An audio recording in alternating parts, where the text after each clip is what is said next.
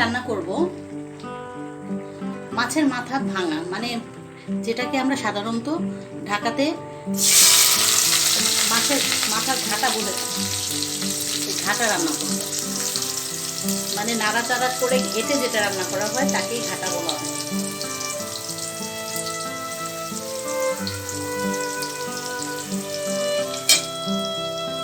তেল গরম করে আমি পেঁয়াজটা ভাজার জন্য ছেড়ে দিয়েছি।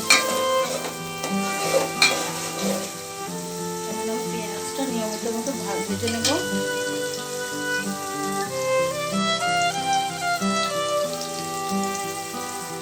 পেঁয়াজটা যখন হালকা গোল্ডেন কালার হয়ে আসবে তখন আমি 1 চামচ হলুদ,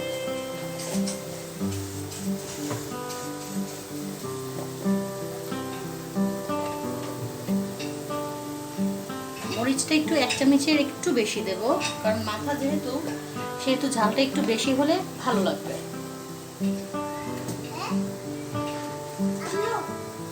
পরিমাণ মতো লবণ,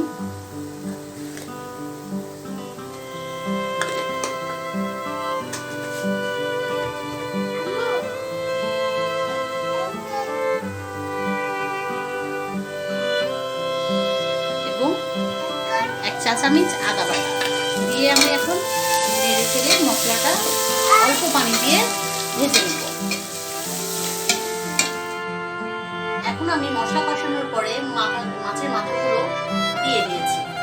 এখন আমি বলক আসা পর্যন্ত অপেক্ষা করব। মাছের মাথাটা থেকে প্রচুর পরিমাণ পানি উঠে গেছে। পানিটা শুকিয়ে যাবে, তারপর আমি কাঁচামরিচ দিয়ে নামিয়ে ফেলবো। আমার মাছের মাথা থেকে প্রচুর পরিমাণ পানি উঠে গেছে। আমি এর মধ্যে কয়েকটা কাঁচামরিচ দিয়ে দিয়েছি। কিছুক্ষণ পরে তেলটা উঠলে আমি নামিয়ে ফেলবো। এই হচ্ছে আমার মাছের ঘাটার ফাইনাল লুক।